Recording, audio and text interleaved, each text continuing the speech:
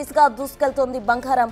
అయితే నిన్నటితో పోలిస్తే ఇవాళ కూడా పెరిగే ఛాన్స్ ఉందంటున్నారు మార్కెట్ ఎక్స్పర్ట్స్. ప్రజెంట్ హైదరాబాద్ మార్కెట్లో 22 క్యారెట్ల బంగారం ధర 85,460 రూపాయలుండగా 24 క్యారెట్ల ధర 95,410కి పలుకుతుంది.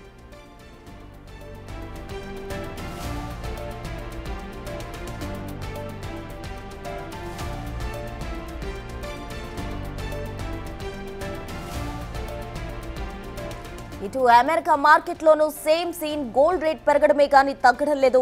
న్యూయార్క్ స్పాట్ మార్కెట్లో ఔన్స్ ధర $3,251.48 పలుకుతోంది. అటు ఒక్క ఔన్స్ 31.10 గ్రాములకు సమానం. అది కూడా 24 క్యారెట్లు. ఈ లెక్కన ఔన్స్ ధర 2,79,961 రూపాయలు ఉంది. దీంతో మన మార్కెట్లోనూ బంగారం ధర పరుగులు పెడుతోంది.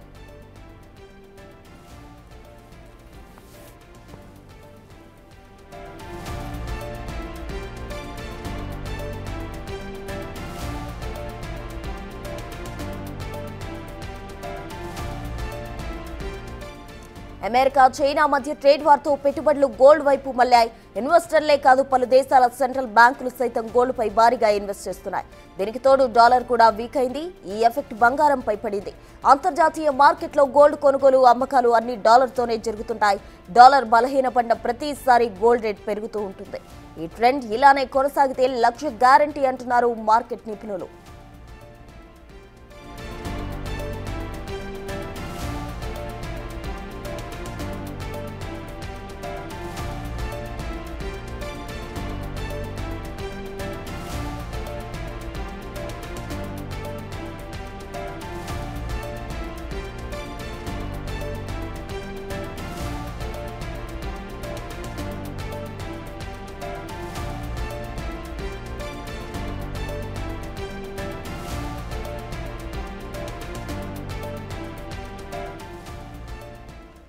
ఇక ఇదే అంశానికి సంబంధించి మనతో డిస్కస్ చేయడానికి బిజినెస్ అనలిస్ట్ చిట్టెడి కృష్ణారెడ్డి గారు లైవ్ లో మనతో ఉన్నారు. కృష్ణారెడ్డి గారు చెప్పండి. నమస్తే అండి. నమస్తే అండి. ఏంటండి ఎలా చూడాలి అంటే ఆల్ టైమ్ రికార్డ్ అని చెప్పుకోవచ్చు. అంటే గతంతో పోలిస్తే ఇటువంటి రైజ్ ఎప్పుడూ జరగలేదు. ఇంత హైక్ ఏంటి, ఎలా చూడాలంటారు?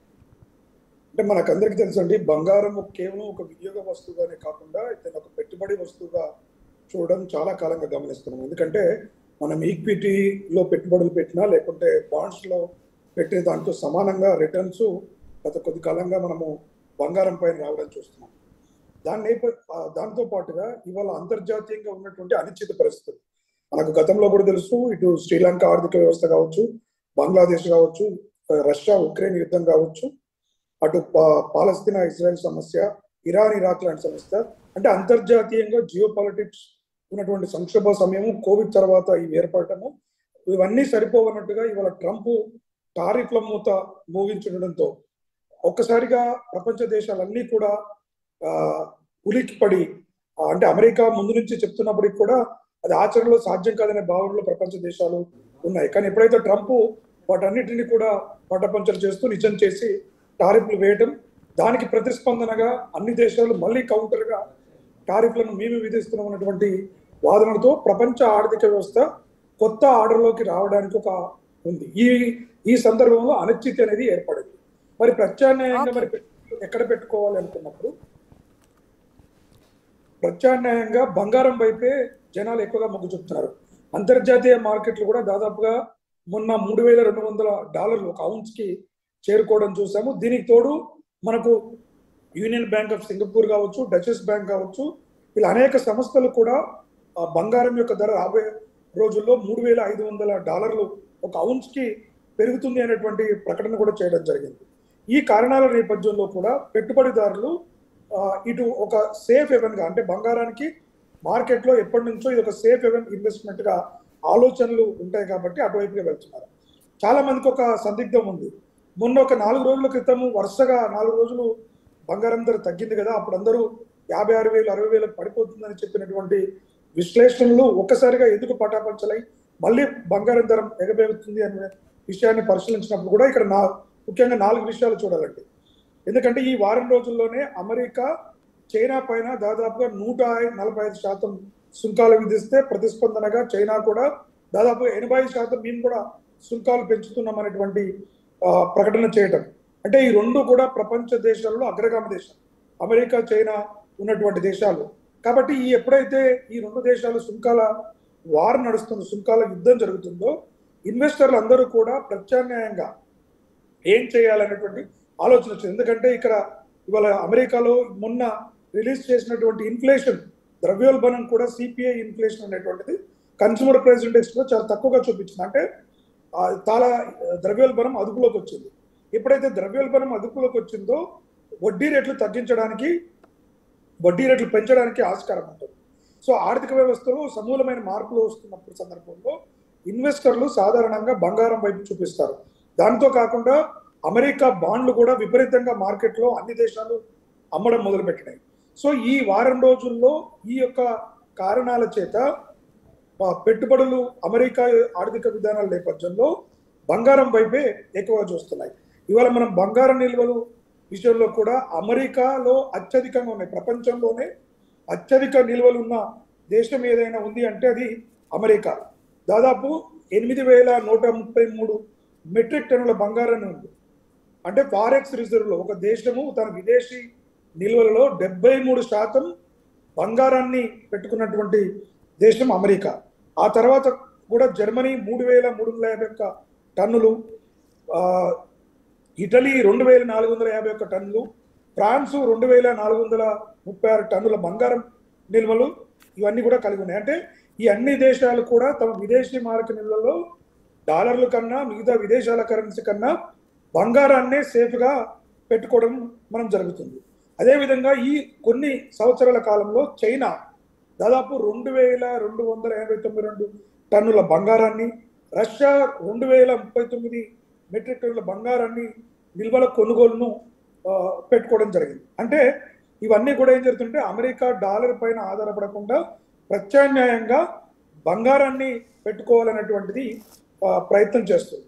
అయితే చైనా అత్యధిక నిల్వలు ఉన్నప్పటికీ కూడా వారి విదేశీ మారక నిల్వలు అది కేవలం 4.8% మాత్రమే ఉన్నాయి.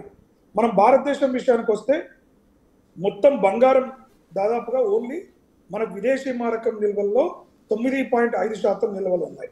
అంటే ఇట్లా మనం అన్ని లెక్కలు గణాంకాలు చూసుకున్నప్పటికి కూడా బంగారం అనేటువంటిది కేవలం ఆభరణాలు వినియోగం కాకుండా ప్రతి ఎలక్ట్రానిక్ వస్తువుల్లో ఇది ఒక విలువైనటువంటి మెటల్ కాబట్టి దాన్ని వినియోగించుకోవడానికి రోజు రోజుకు డిమాండ్ పెరుగుతుండటంతో ఈ బంగారానికి కూడా ఎనలేని డిమాండ్ ఉంది. కాబట్టి ఈ మార్కెట్లో ఒడిదుడుకులు అనేది ఒక సాధారణ అంశంగా చూడాలి. రోజువారీ కార్యకలాపాల్లో బంగారం ధరలు పెరగడం తగ్గడం అనేటువంటిది మార్కెట్లో వచ్చే సెంటిమెంట్స్ కావచ్చు, మార్కెట్లో వచ్చేటువంటి సమాచారం మేరకు మార్కెట్లు స్పందిస్తుంటాయి. దీర్ఘకాలంలో ఎవరైతే పెట్టుబడులు పెట్టాలనుకుంటున్నారో వారందరూ కూడా కొంతకాలం వేచి చూసి, ఎందుకంటే ఇప్పుడు ఉన్నటువంటి అంతర్జాతీయ అనిశ్చిత నేపథ్యంలో మార్కెట్లు ఎటువైపు వెళ్తాయని ఖచ్చితంగా చెప్పడం ఏ ఎక్స్పర్ట్స్ కూడా సాధ్యం కాదు. కేవలం ఒక అంచనాకు రావచ్చు. ఒక అంచనా మేరకు ఎంత తగ్గుతుంది పెరుగుతుందని వచ్చినా కూడా కేవలం అంచనాలే.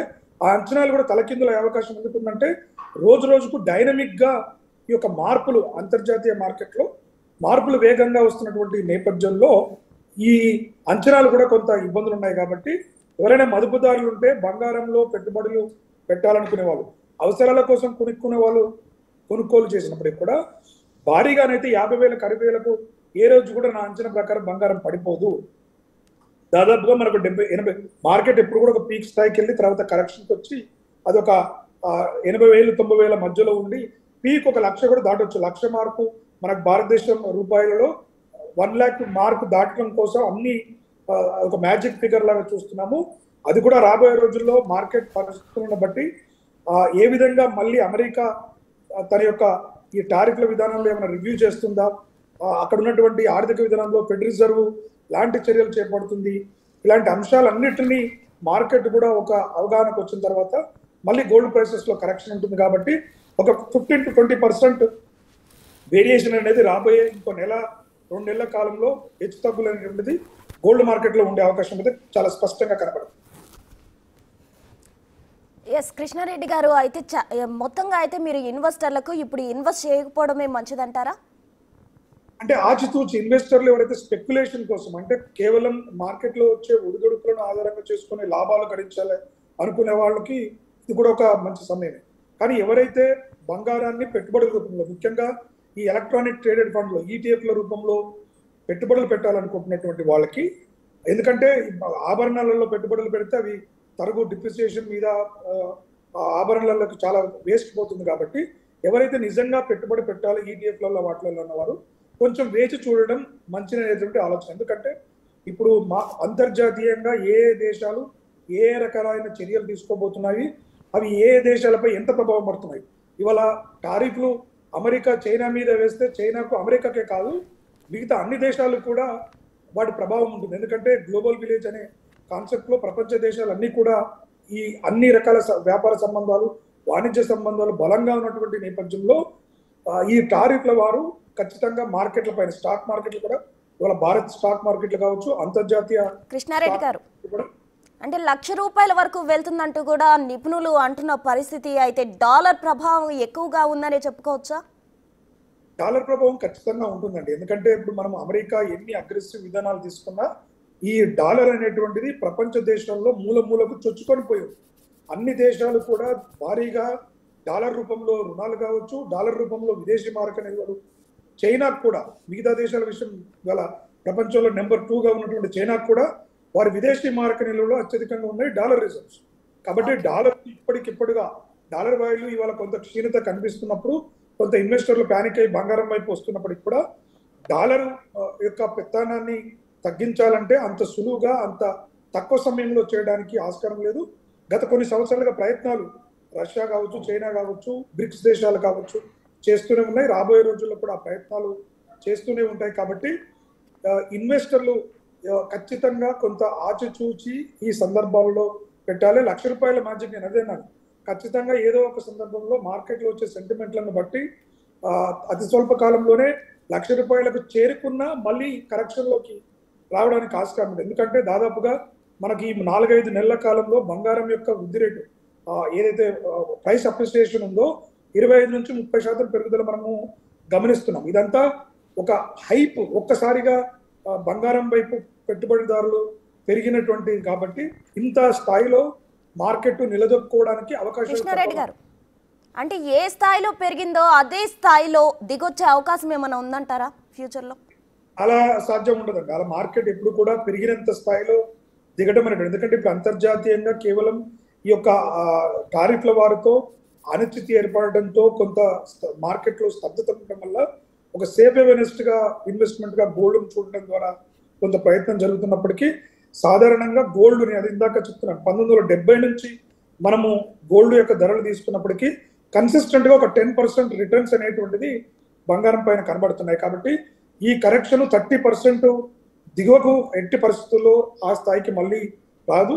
బంగారం ధర ఉన్నా కూడా 75 నుంచి 80 వేలు అంటే ఒకవేళ మరీ ఆర్థికంగా అన్ని దేశాలు కోఆపరేషన్ చేసుకొని కొంత మంచి వాతావరణాన్ని వాణిజ్య వాతావరణాన్ని ప్రపంచ దేశాలు కల్పించడానికి అవకాశం తక్కువనే ఉన్నా ఒకవేళ కల్పించినా కూడా అది 75 నుంచి 80 వేల మాక్సిమం తక్కువ వచ్చింది అంటే ఆ దశలోనే ఉంటుంది తప్ప మళ్ళీ కనిష్ట స్థాయిని చూసేటువంటి అవకాశం ఖచ్చితంగా ఉండదు. రైట్, థ్యాంక్ యూ కృష్ణారెడ్డి గారు. ఫైనల్గా ఒక్క విషయం చెప్పండి, బంగారం కొనాలనుకునే వారికి మీరు ఇచ్చే సలహా ఏంటి? బంగారం కొనాలనుకునే అందరికి కూడా మీరు ముఖ్యంగా ఏ పర్పస్ కోసం కొంటున్నారో చూడండి. బంగారాన్ని ఆభరణ రూపాలలో కొనుక్కొని అది పెట్టుబడిగా ఉపయోగపడుతుంది అనుకుంటే చాలా నష్టపోతారు. ఎందుకంటే ఆభరణాల విషయంలో ఆభరణాల తయారీలో మిగతా లోహాలను కూడా కలపడం కావచ్చు, ఆ తయారీలో మేకింగ్ చార్జెస్ కానీ మేకింగ్ డిప్రిసియేషన్ కానీ చాలా ఎక్కువగా ఉంటుంది. కాబట్టి ఆ బంగారం ధరలు పెరిగినప్పటికీ కూడా ఆ డిప్రిసియేషను ఆ కాస్ట్లన్నీ తీసేస్తే తరిగిపోతుంది. కాబట్టి ఎవరైనా పెట్టుబడిదారులు బంగారం విషయంలో కొనుగోలు చేయాలి, భవిష్యత్తు అవసరాల దృష్ట్యా పెట్టుబడి రూపంలో కావాలనుకునే వాళ్ళు ఈటీఎఫ్ల వైపు గోల్డ్ ఈటీఎఫ్ల వైపు వెళ్తే సురక్షితంగా ఉండడమే కాకుండా, ఎందుకంటే బంగారం ఫిజికల్ బంగారం అయితే దాన్ని కాపాడుకోవడం కోసం మళ్ళీ నిర్వహణ కోసం లాకర్లో పెట్టినా దానికి మళ్ళీ ఖర్చులు లేదు, ఇంట్లో పెట్టుకుంటే దొంగల భయం. కాబట్టి ఈటీఎఫ్ల ద్వారా బంగారంలో పెట్టుబడి పెట్టాలి.